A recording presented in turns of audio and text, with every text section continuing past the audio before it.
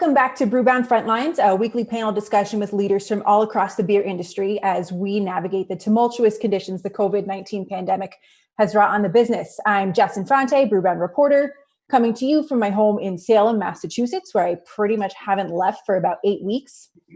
Fortunately, my husband and I really like each other's company, so this hasn't been too bad. Plus, he's a high school history teacher and he's been conducting classes from home, so I get to learn things and then drive him absolutely crazy with incessant questions about the 1918 flu and the Great Depression. So, as you've noticed, our editor, Justin Kendall, isn't with us this week. So this week I am joined by a dear friend of Brewbound, host of the Selling Craft Beer podcast, Sean McNulty, who's joining us from his home in New York City. Hey, Sean. Hey, Jess. How are you? Thanks for having me. For a long-time viewer, first-time co-moderator. So excited to be here. Nice. Thank God you're here. I couldn't do it without you. So glad everybody's here with us this week. As you know, we're going to be talking with leaders from the Brewers Association and a few state guilds. Next week's topic is we're exploring what's going on in states that are beginning to reopen, and we have founders of breweries in Georgia and Missouri. So make sure you check us out next Thursday as well. But like I said, our guests today are leaders from the Brewers Association and State Craft Brewers Guilds, and they have been in near constant contact with their organization's members since all of this began. So we'll talk about what they're hearing from the beer industry's grassroots, what help is needed, and what the future of craft beer might look like. So welcome to our panel today, Paul Gatza, the Senior Vice President of the Brewers Association's Professional Brewing Division. Hey, Paul. Hey, Sean and Jess. How are you? Good. How are you? Great. Thanks for being here. We also have 3 state-level guild executive directors, and their states are home to a combined 1,614 craft breweries, which is massive. So first, let's say hi to Danielle D'Alessandro, the executive director of the Illinois Craft Brewers Guild. Hey, Danielle. Hi, Jess. Hey, Sean. Thanks for having me on today. Oh, thanks so much for being with us. Next up, we have Paul Leone, the executive director of the New York State Brewers Association. Hey, Paul. Hey, Jess. Hey, Sean. Thanks for having me. Appreciate it. Oh, thanks for being here. Last but certainly not least, we have Tom McCormick, the executive director of the California Craft Brewers Association, home to the most breweries of any other state in the country. What's up, Tom? Oh, home to a little over 1,000 breweries. Hi, Jess. Hi, Sean. Thanks for having me. Thanks for being with us. I know you guys are all extremely busy these days, so I've thanked you all profusely in the past 15 seconds, and I'm going to do it again. Thank you all for taking the time to be with us. I'd like to kick the conversation off by giving our audience a picture of what your respective states are like right now. So like, how has the call and email volume from your members been? How has it changed for you guys for, early May versus late March? How have things changed in that time? And what else has changed for your members? So Paul Leon, let's start with you, since New York is definitely the epicenter of the pandemic. What is life like right now for New York brewers? Boy, I mean, life right now for New York brewers is probably the same as most other state brewers. It's just a ton of uncertainty right now. I think that, we're almost into our second month of a shutdown now, finishing our second month. So this all started off with the sky falling, shutdown. What are we going to do? And then we got some temporary privileges, and they're making do right now. And so working the loan system and doing everything they can to stay alive. And as a state guild, we're working every angle we can with the New York State government to make sure that breweries still have a pulse until we get through this, and that they can come back ultimately is the goal. And as a state guild, it's our job to kind of help them every way possible to get there. Great. Tom, what's going on in California?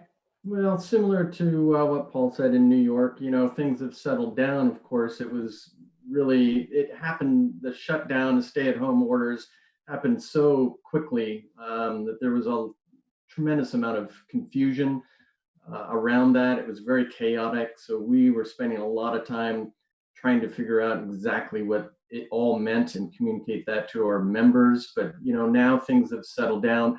Our members understand what is expected of them. We have really good rights and privileges here in California in terms of shipping beer to consumers within the state and sales. So there have been avenues for our members to generate some sales, which has been really good.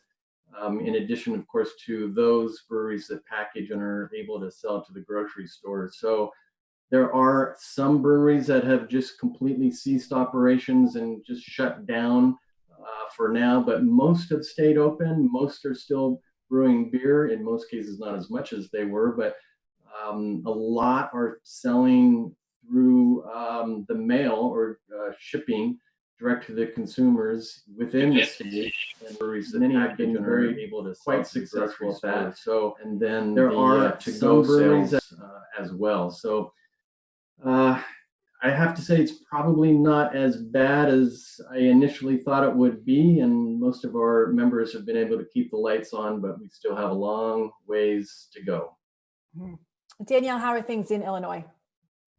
Yeah, I'll echo what both California and New York are experiencing. We were right behind California in Illinois to close bars and restaurants, or I should just say on-premise dining and consumption.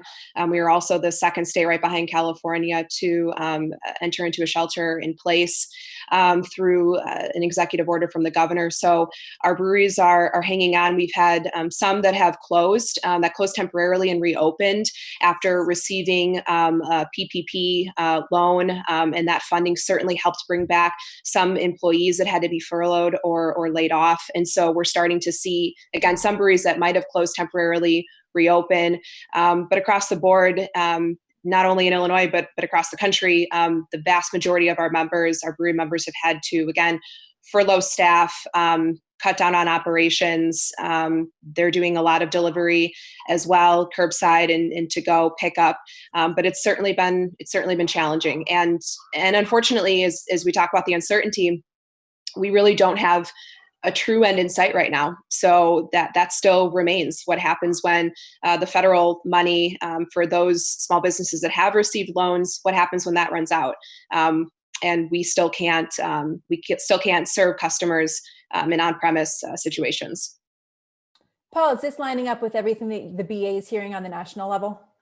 It is, some new words and new business operations, words like to-go, drive-through, curbside delivery, direct-to-consumer shipping were not things we'd heard a whole lot about until the last 2 months. And additionally, there are also some market access challenges for brewers that are already in distribution, as retailers and wholesalers have narrowed the SKUs that are available in a lot of retail outlets. So that's been an issue we're hearing a little bit about.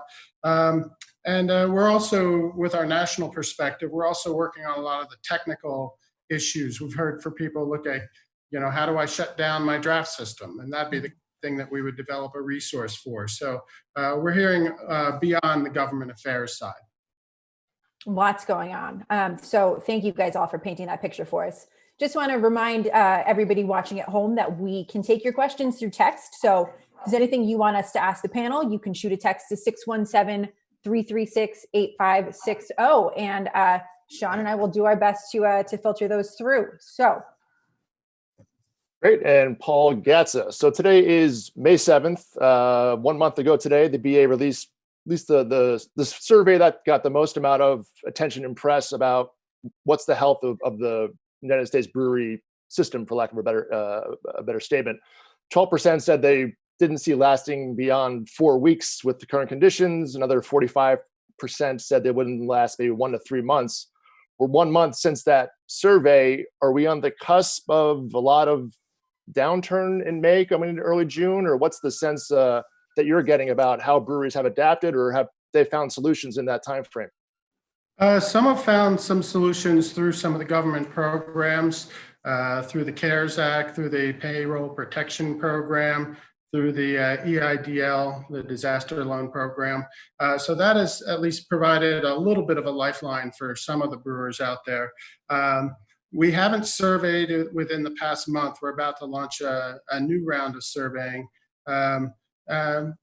We need more than anecdotal information on whether some of these government affairs programs are working or if they're not really working for our members. The anecdotes range from quick, easy, and business saving access to this money, and others are still waiting to hear. They're just kind of on hold. And it's really going to be hard to tell how many will make it past those first 3 months. Brewers love telling us when they open up for business, and we can help start promoting them. But we're not really on their call list when they shut down. So it'll take a while for us to find out really how many are closing. And on the state level, I know Paul and Tom certainly have done their own surveys. So you've had similar data come in on your end. So why don't we start with Tom, and just, what are you hearing in California in terms of, are you having more pressing conversations with some of your members now about we're not going to make it much longer, or have people found relief out in California? Well, it's very mixed. Our survey didn't really address so much whether or not the brewery thought that they were going to stay open or not be able to make it.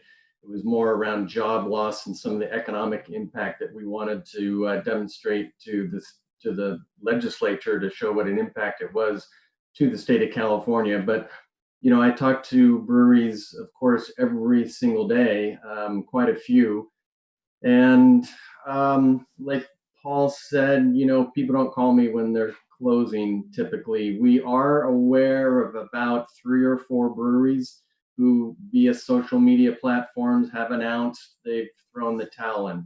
They've closed, they're not opening up. So those are the ones that have publicly announced it. I would imagine there's a few more than that.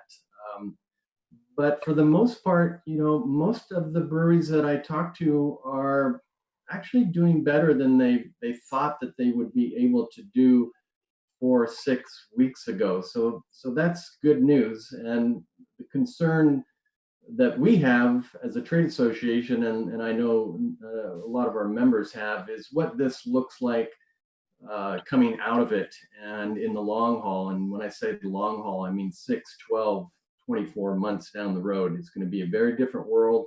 And so we're beginning to have that conversations now. People are looking at really changing their business models and getting very creative, not just to keep the lights on now, but to have the lights on in a year and 2 from now.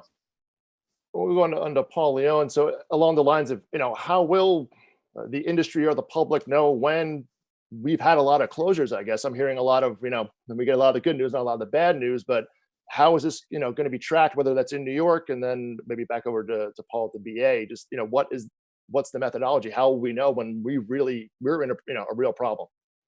Yeah, I think, it's right. And I'll say it again the third time, that it's really tough to see who's closing. We had our survey showed, we did our survey 3 weeks ago, and it's already a little outdated.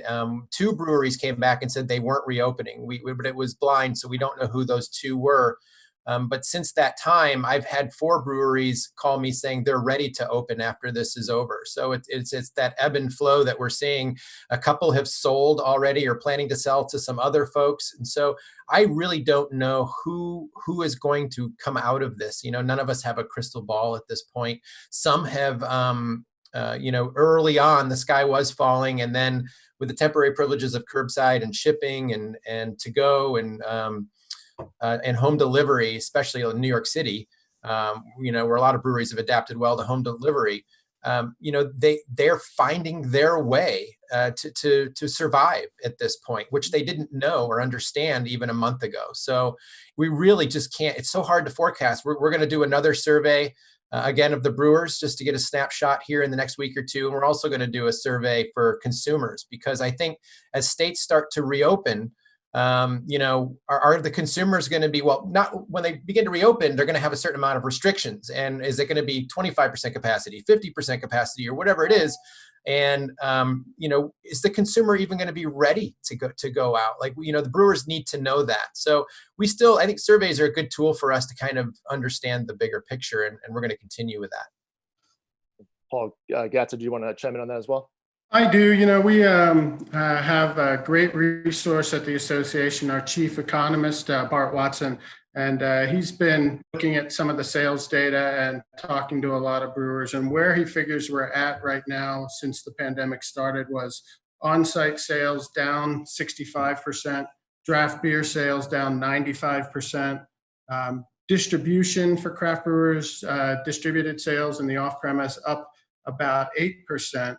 All this collected results in craft brewers being down probably 25 to 30% in volume, sales volume, since the pandemic started. So it's that's a big hit. Yeah. And Danielle, you have the latest news in terms of your governor just made an announcement about when that reopening may be possible. So fill us in on that, certainly about Illinois, and then also what are you hearing from your members at this point? Sure, absolutely. We have only had about 2, at least, that I have seen publicly that have closed that have referenced COVID as one of the reasons, if not the main reason. What I do want to note, though, is that when we talk about the craft beer industry and in our small and independent breweries as being innovative and creative and nimble, we typically, or at least traditionally, have talked about that in terms of brands, different styles. But I want to say that, we're seeing that here during this pandemic, and how breweries have had to adapt. And so they've continued to be innovative. They've continued to be creative in the beer that they're making and how they're interacting with the consumer and getting that beer out to market. And so I think we're going to continue to see that resiliency, continue to see that innovation and even collaboration among breweries. And that, I think, is a positive thing. But it certainly is tough, particularly as it relates to your question, Sean. We don't actually know when bars and restaurants or on-premise will reopen. We have now a 5-phase approach to reopen Illinois. The reopening of bars and restaurants is not slated to occur until phase 4.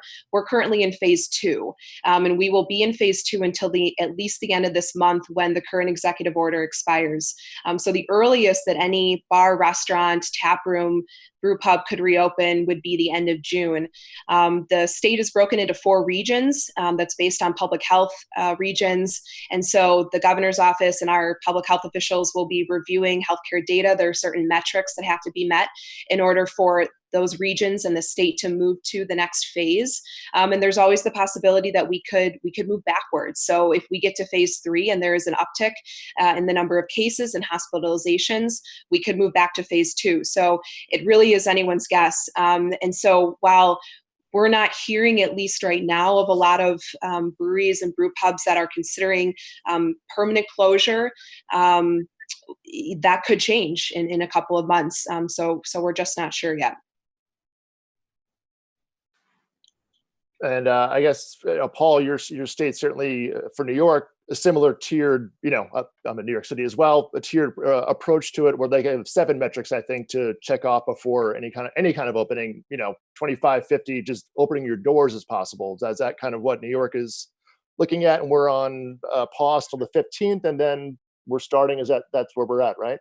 Very, very similar to Illinois and what Danielle just spelled out. I mean, we're broken up by regions as well, and that's a little tricky too. We're just getting a lot of blowback from certain breweries, but we have to meet 7 phases. There's only 2 regions that are at 5 now, and so even when our stay-at-home order ends on the 15th of this month, we're not going to see, I think, breweries opening until June at the earliest, very limitedly, and then we just don't know what that looks like yet. So the problem with the phased approach is, and the Hudson Valley, for those that know New York State, that goes from New York City all the way up to Albany, that is one region. However, the lower Hudson Valley is one of the worst hit areas because it's right next to New York City, whereas the upper Hudson Valley has very few cases. And so when you lump a region in that, the brewers in the upper Hudson Valley are angry because they're like, we can open. Why are you lumping us in? So the government's trying to work through all of that as well. So it is chaotic.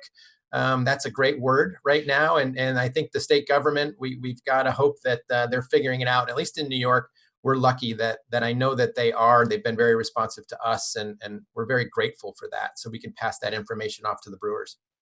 And in the time in California, obviously even more geography and breweries to cover. So what's happening out there? And are you hearing pushback from some of your members now? Is that starting to become an anthem out there, or are people kind of generally still keeping the cool, so to speak? There's a little bit of pushback. I mean, the diversity in the state is just amazing. We have Modoc County up in the Northeast. It's about the same size geographically as Orange County, with a total of 9,000 residents and 0 cases, 0 cases throughout this entire time.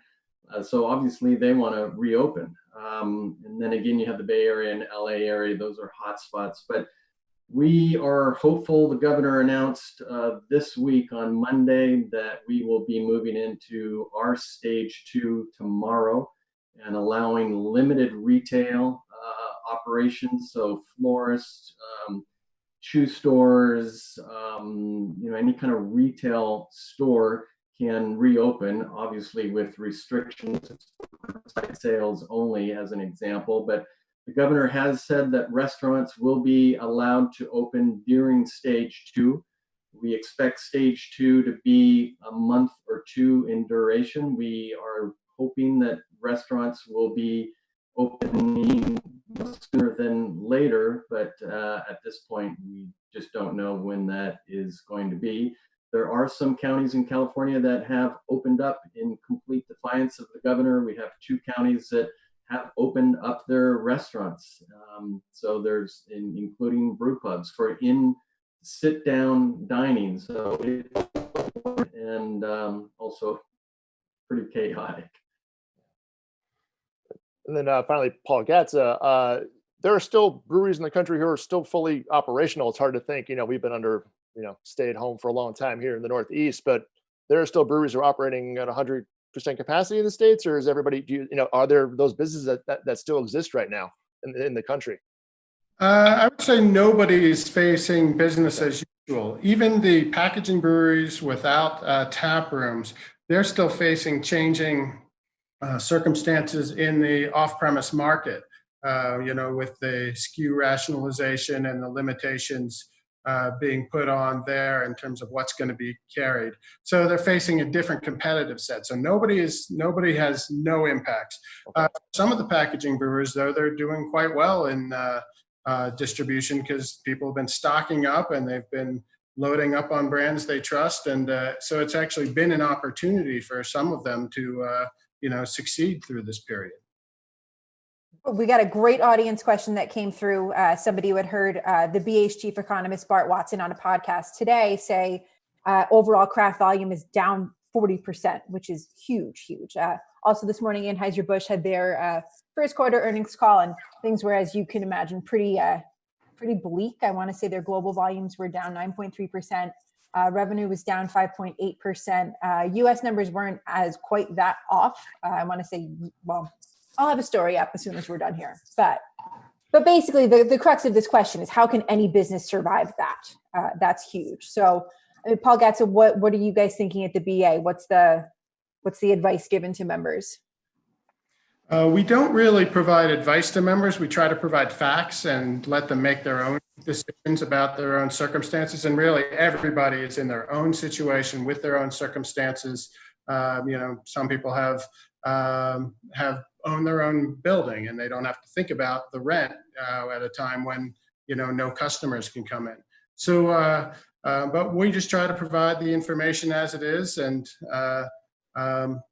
try to provide the resources. Like if someone wants to get into changing their business model around and doing some direct-to-consumer shipping where it's legal, we provide resources on doing such things.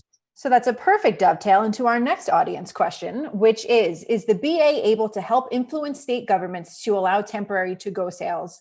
How is the BA able to help beer sales at breweries, bars, and restaurants in more restrictive states? And I know you guys have been doing a lot of work on this end.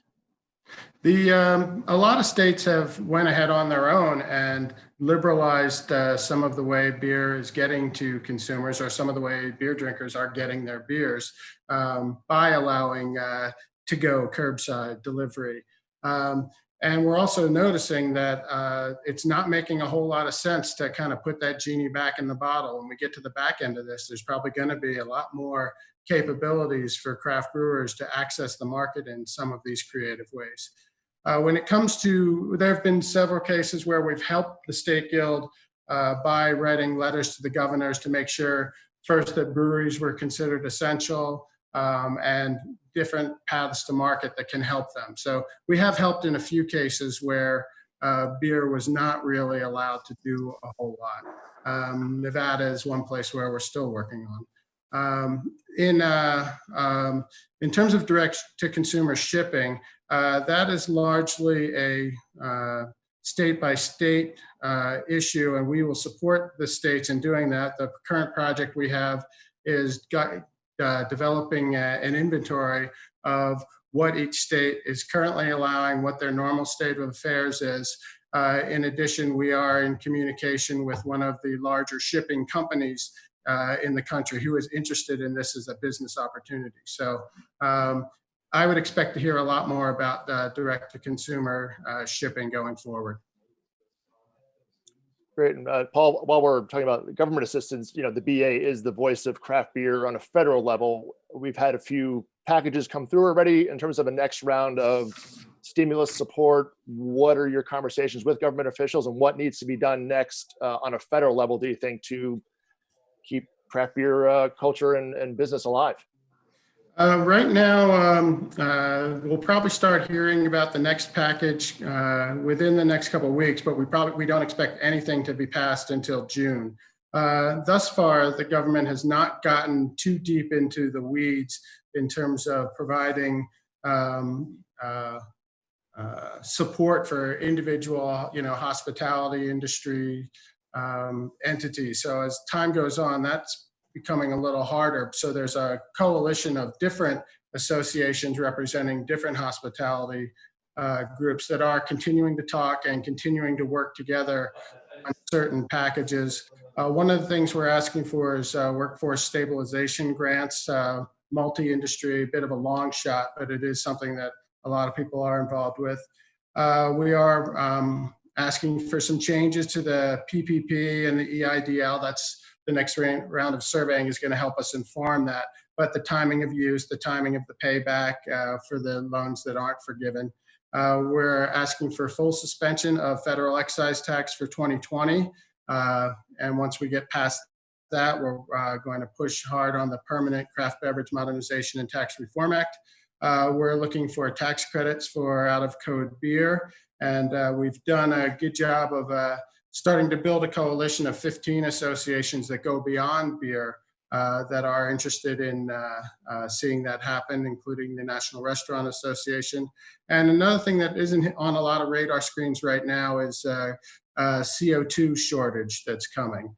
With ethanol plants shutting down all over the country, that's where a lot of the brewing grade CO2 comes from. And so we are hearing from individual members, and it's more of a regional thing, that the amount that they're going to get as well as the price are going to be changing going forward.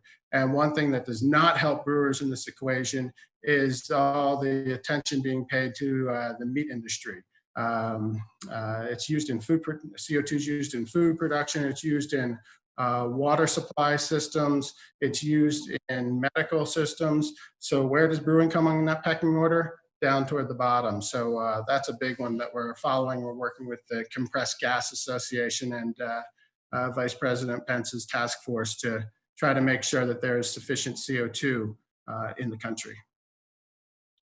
Great. And then Paul Leone, go to New York. Are you hearing anything about carbon dioxide in terms of the New York City brewer or New York State brewers? But then in terms of state government, Cuomo has been very outspoken about how in the whole the state is. So I don't know that financial aid is going to be something that the state's going to be able to help out with. But what are you asking of the state to help the industry as well for New York? And then we'll pass around to California, Illinois.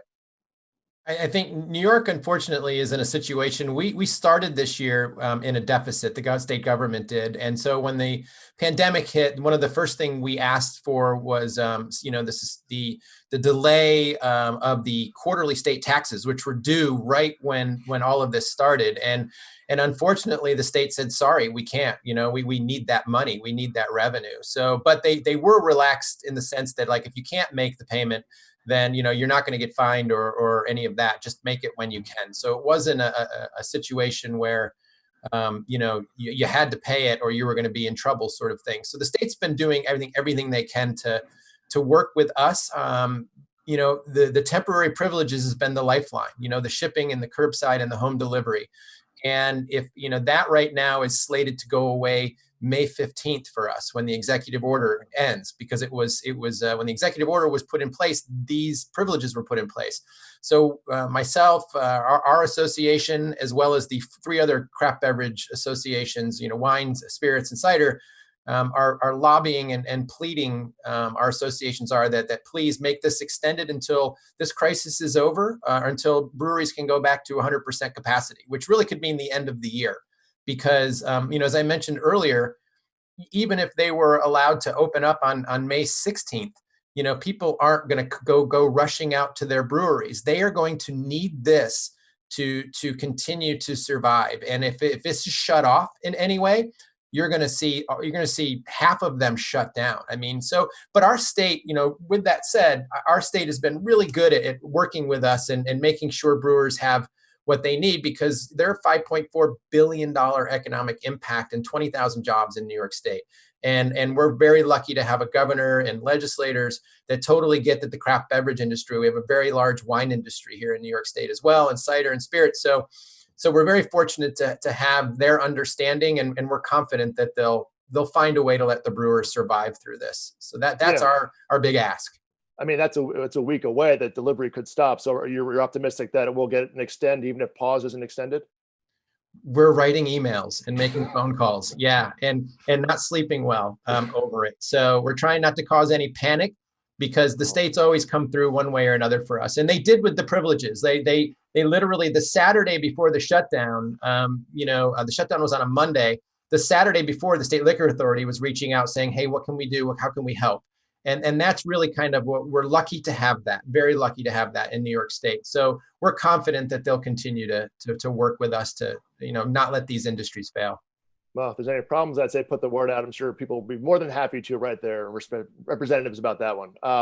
Danielle, in Illinois, you've had a pretty hard fight to get a lot of these privileges. Walk us through what that relationship was like, and are these going to extend in Illinois as well, or where the state of that is at this point? Sure. Yeah. Thank you for the question. I would say actually that the Brewers Association and there's actually a private group of staff from guilds across the country that are in regular communication. And so those shared resources and information have been really helpful during this time. And yet it's one of those things that where, even if other states are doing it and you can reference it, it doesn't mean that your state is going to say, oh, well, there's 20 other states that are doing this and I will hop on board. And so it really is, state by state basis. And so we're the ones as guilds on the front line and have the relationships with the folks that are in our governor's office and our liquor control agencies. And so I've been really appreciative of how responsive our governor's office and liquor control commission have been throughout this process. That is true though. So we had our closure of bars and restaurants occur about a week before we started stay at home. And originally, breweries and brew pubs were not included in the license holders that were able to deliver. Either through a third-party service or with an employee. And so we worked with the governor's office to reverse that very quickly. And that's been critical for our small brewers. I think, kind of echoing some of the sentiment around, when bars and restaurants and breweries do reopen and will do consumers want to go back, we're looking at national survey results or surveys that are being done in states that are starting to reopen. And we're seeing that same information that even when they do reopen at limited capacity, consumers are going to be hesitant to go out. What's interesting in Illinois too is, I talked a little bit about our phases and with bars and restaurants opening in phase 4, that will be at limited capacity. There will be other restrictions. We actually have face coverings when you're out in public, whether you're an employee or a consumer, all the way through phase 4. And even at phase 4, we are still right now limiting any gatherings of people to 50. And we don't move to phase 5, where you now allow any type of large gathering, a festival, an event, potentially 100% capacity of bars and restaurants, until we have an effective treatment, a cure, herd immunity, a combination of those where our elected officials in Illinois feel incredibly confident that we're not going to see a resurgence in new cases. And so that's going to be challenging then for our small breweries. Even if you have taproom capacity of even 200, and if you're at 50% occupancy, based on the plan right now, are you still only allowed to have 50 people or less when that reopening occurs? So there are definitely still questions to be answered, but we've appreciated how quickly, again, the governor's office has responded. We do not actually have shipping privileges right now in Illinois. That is only for wineries. And so we have made the request to the governor's office and the Liquor Control Commission to temporarily allow breweries and brew pubs to be able to ship intrastate. While delivery has been critical, we do have a lot of breweries, and this isn't unique to Illinois, but you do have Chicago, incredibly populated, and the surrounding suburbs. But as you get to central and southern Illinois, those are really much more tourist destinations. And so for breweries that are located in those areas, shipping is critical in order to get their product to consumers that want it, that can't get in their car and drive 3, 4, 5+ hours to visit these breweries for to-go orders. So still stuff to work on, but the delivery has been critical for our small breweries. Is there an expiration date on that delivery, or is that maintaining for the time, status quo for a while? And what is your optimism on the shipping at this point? I would like to say that I am incredibly optimistic on shipping, maybe in part because we just need things to feel positive about and optimistic about. Right now, we do not have our delivery in an executive order. It was guidance that was issued by our Liquor Control Commission while the shutdown for on-dining premise and consumption is in place. And so we actually are, just last week, met with a Senate working group in Illinois with a list of measures that will be really helpful kind of post-COVID, or at least once we get through to phase 4 and then beyond. But certainly keeping that delivery in place for breweries and brew pubs will be critical, and that's what we're asking for. So we're optimistic, hopefully, that can extend at least through the end of the year. And Tom, in California, you be able to ship the whole time. Really, breweries just haven't done it. So what in California, have there been new privileges granted, and anything along those lines that you like to see extended at this point for California? Well, we're lucky here in California because a lot of these privileges that other states have asked for on a temporary basis have already been put into place over the years. So we have unlimited self-distribution, unlimited curbside sales to go. A brewery can have an employee deliver beer to a customer's front door.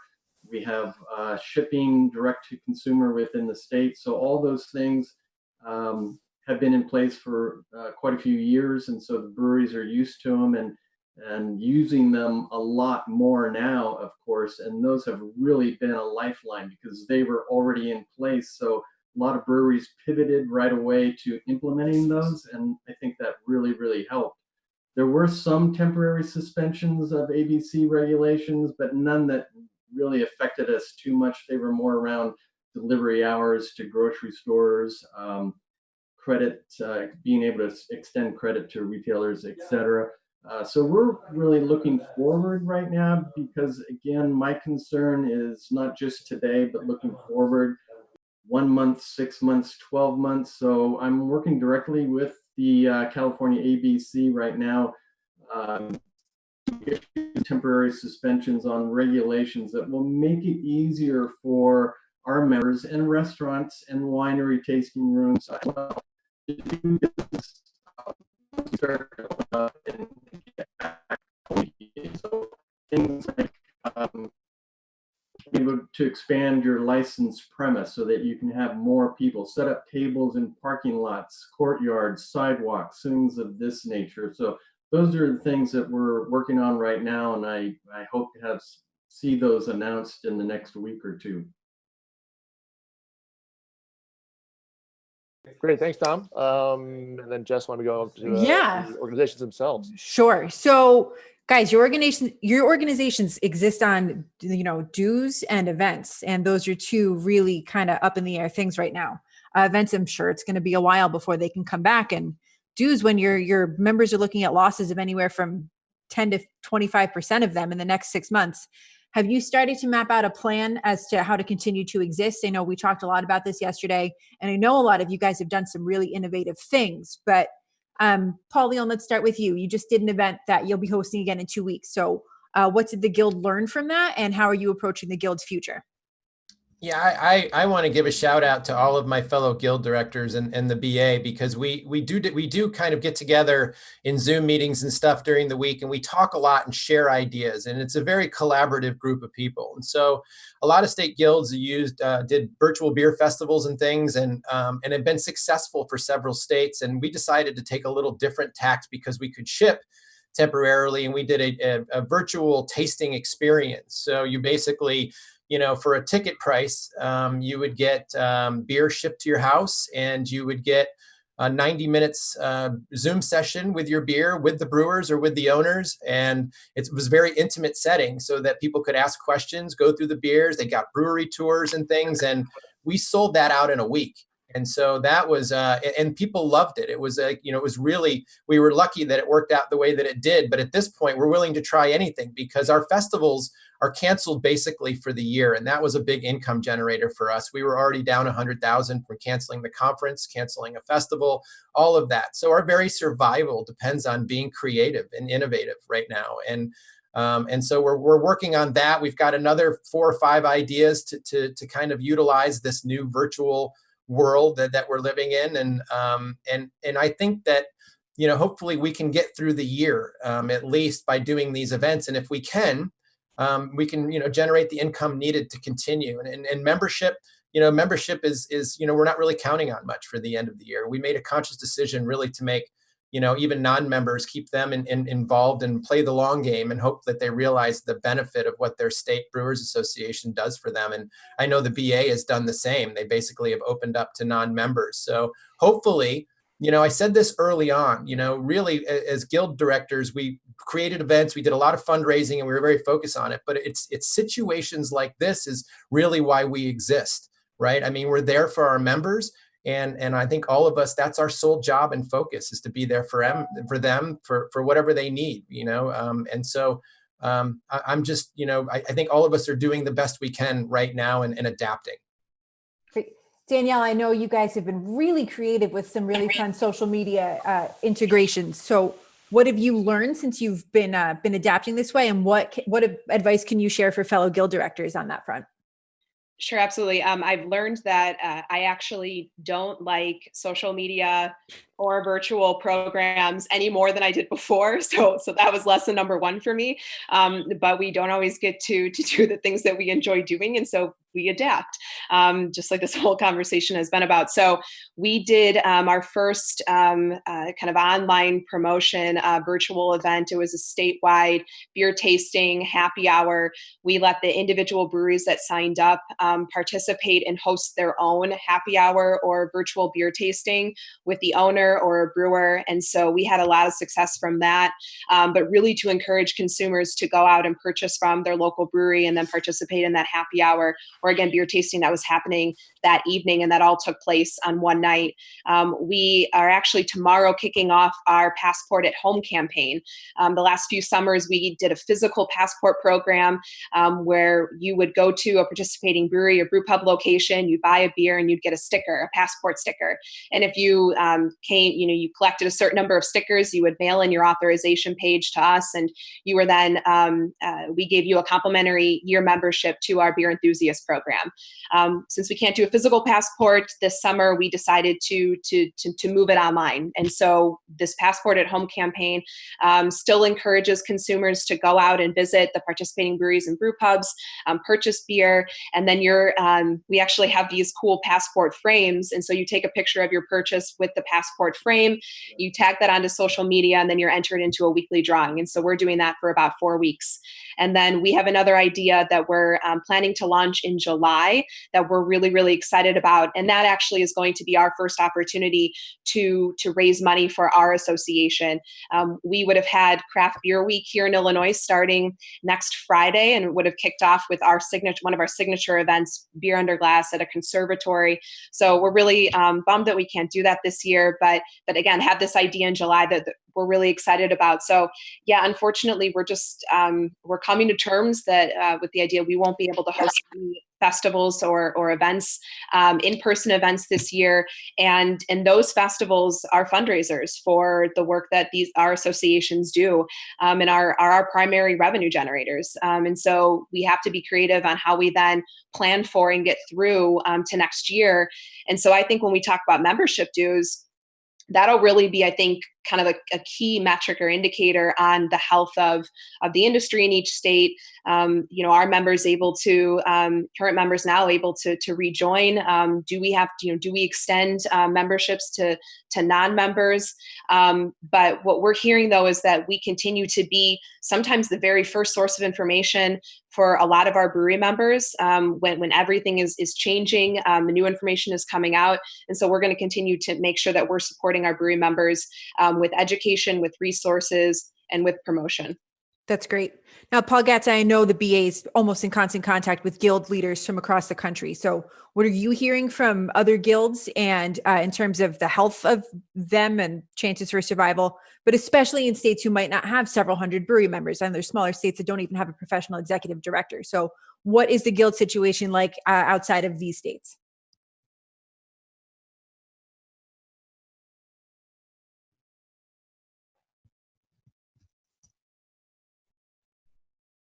Looks like he's frozen.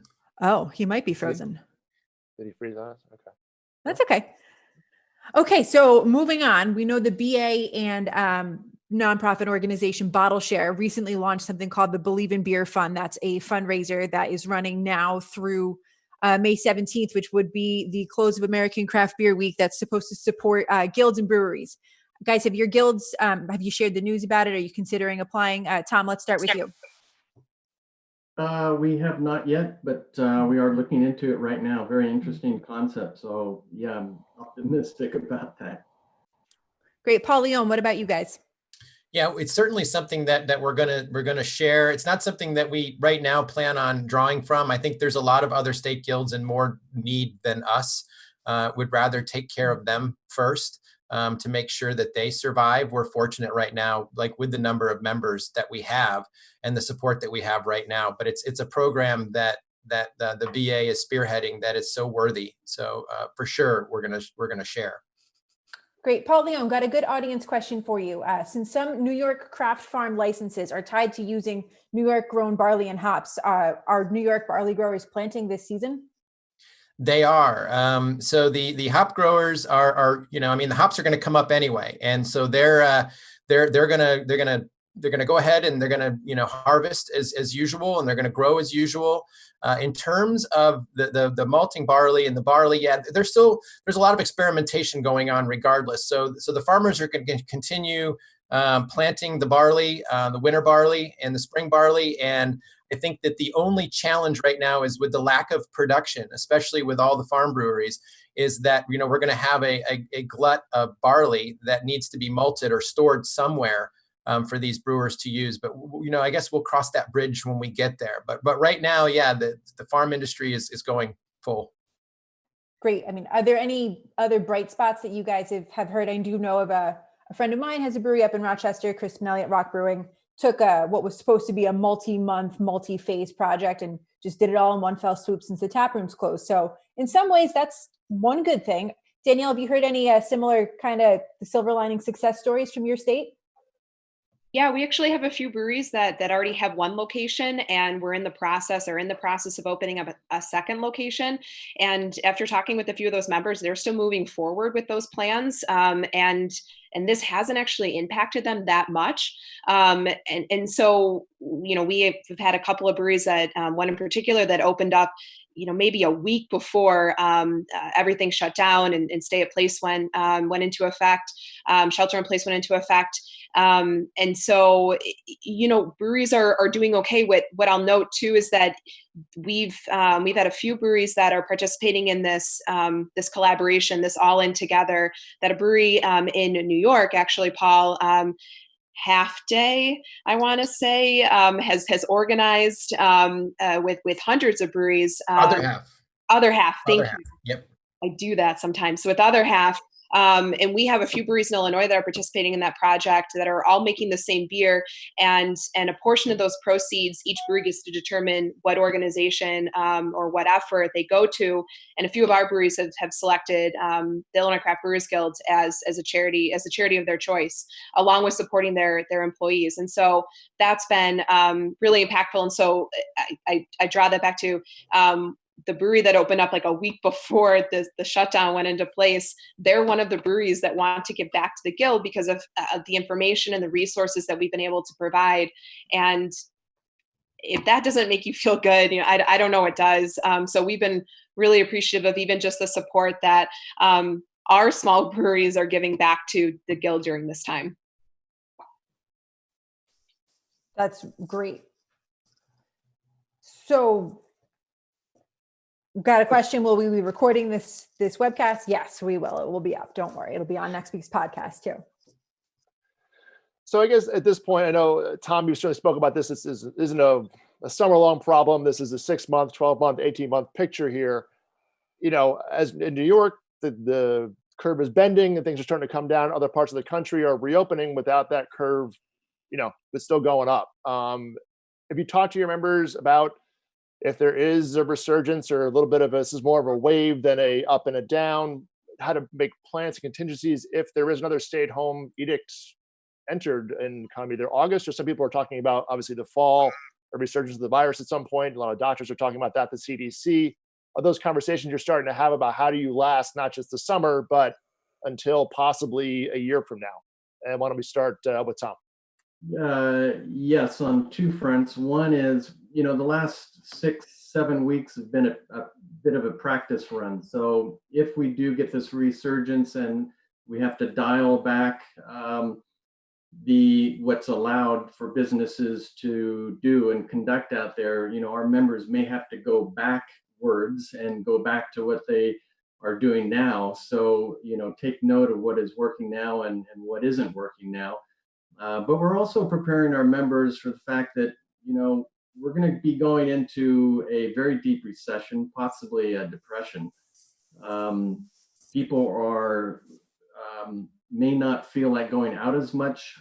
There's going to be high unemployment rate, so people may not be able to afford to go out as much. So really preparing people for the long haul, that when there's no light switch here, we're not going to just be able to open up brew pubs and brewery tasting rooms and go back to the way the world was in early March. That is over and gone. So preparing people for the long haul. And again, we have a lot of privileges that are already in place, like the direct shipping. So a lot of people have developed programs to deliver beer to their consumers, and online ordering and curbside sales. So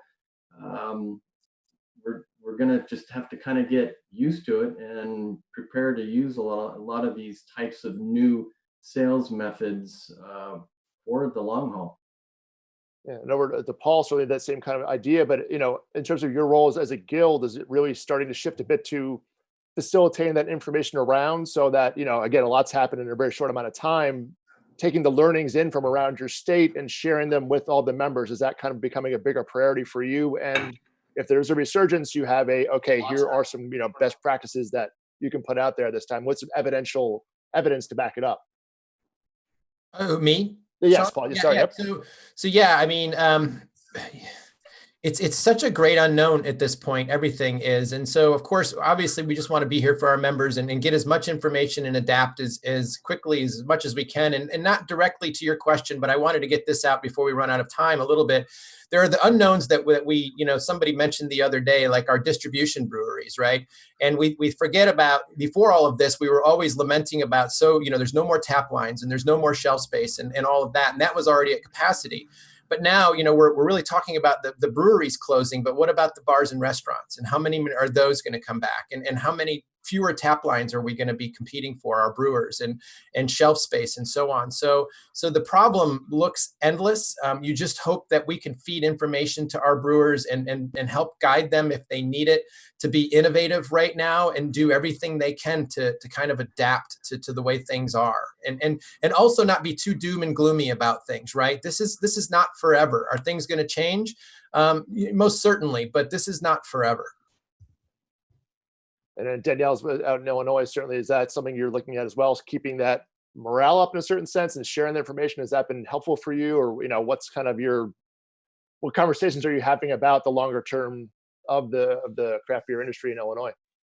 Yeah, absolutely. I think that when we talk about or hearing that likely there will be a resurgence in cases and deaths in the fall, I think that's exactly what the governor's phased-in approach is trying to prevent. So really, right, limiting gatherings of more than 50 people until we get to phase 5 with no new cases, with a cure, with effective treatment. So really trying to prevent a resurgence of COVID come the fall and into the winter. But I think what everyone is saying is right. I actually don't think we'll go back to the way things were. And it actually reminds me that, I may be not as adaptable to change as I wanted to admit. I think change is hard, and we have to continue to be innovative to respond to that. We have hundreds of breweries that we're representing, and we want to make sure that they have all of the tools and the information to be successful, to continue to stay open, to continue to employ people and to pay taxes. And so, I think that even if we do see a number of breweries remain open, they'll be different, and they won't be able to bring back the same number of staff that they had before and that they were able to support before. And I think this also then is what's going to be interesting is to see how state legislatures respond to these small businesses once we come out of kind of the at least where we're at right now, but where everyone is in terms of still seeing cases increase or this flattening right now that's occurring. But once we get through that, how are legislators going to respond to these needs now that these small businesses are going to have? One of the conversations that we've had with legislators over the past couple of years is allowing brew pubs to be able to do limited self-distribution. Well, right now at a time where on-premise is closed and distributors are not picking up new brands and there is no shelf space, these brew pubs don't even have the opportunity to go down to a local grocer or a local convenience store where they might have a relationship and be able to sell their product directly to that retailer. And will legislators now be more willing to consider those types of measures where in the past they said, well, I don't know, three-tier system. Well, now we're seeing that by and large, we need the three-tier system does not work for small businesses in the U.S. In states across the country. And so how are elected officials going to adapt to support small businesses to be successful going forward? Great point. Paul Gatza, then. Oh, sorry, Tom, you have something else?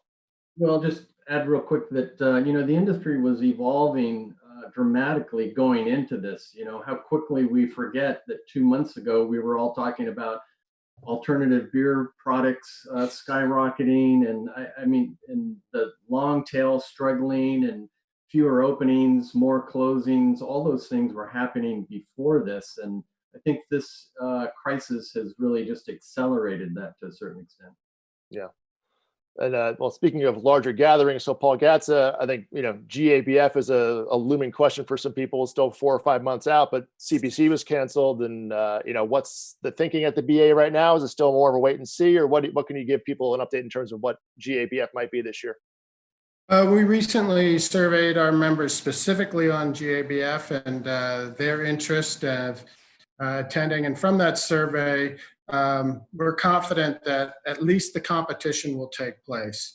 As of right now, we're moving forward with GABF plans as well as contingency plans with the knowledge that experts are learning more every day about the risks and the best ways for businesses to reopen and gather safely if that's possible. Right now, it's not looking good, but we're keeping our options open for now. Whatever happens, GABF will undoubtedly be different in the year 2020. Brewery registration is scheduled to open June 9th. So we've got some time.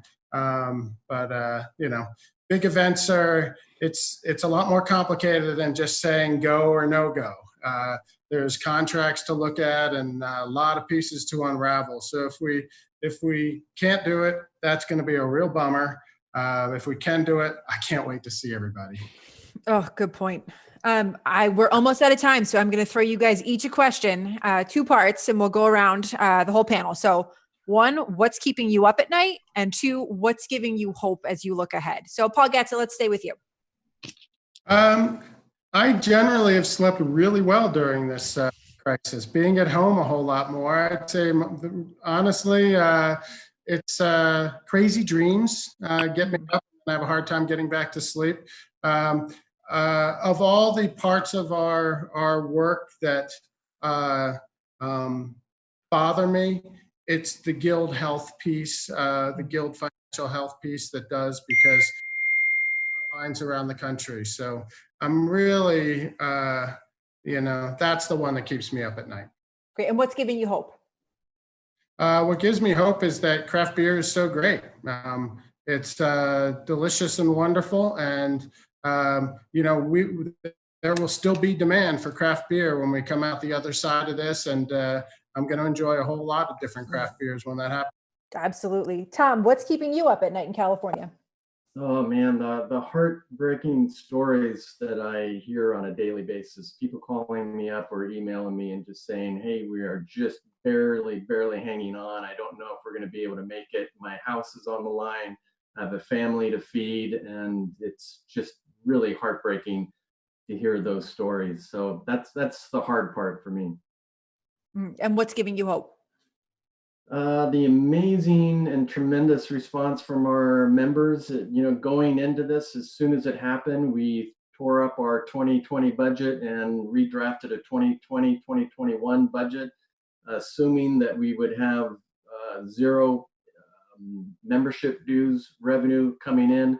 But people have really stepped up to the plate. Our members, even though they're challenged on a day-to-day basis, and most are really going through a lot of struggle, they're sending checks for membership dues. A lot of them have handwritten notes. So the members have really stepped up to the plate, and that's really helped us. And that's been the bright light for me.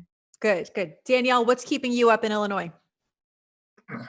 Yeah, I would say not only the ability for small breweries to remain open, but the ability for state guilds to continue to do what we do. So I'm thinking about even just the vendors that we work with.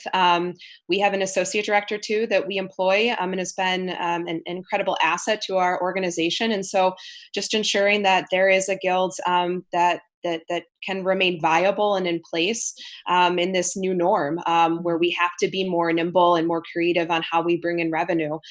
So thinking about the people that even as a guild that we employ and that rely on that source of income. But what gives me hope, though, has actually been the consumer. I mean, just people across the state, and I know it's not unique to Illinois, but I'm going to specifically reference Illinois because that's the state we're in, but seeing just the consumers and the people that want to support their local businesses. We did a pre-sale for our event that would have taken place next week.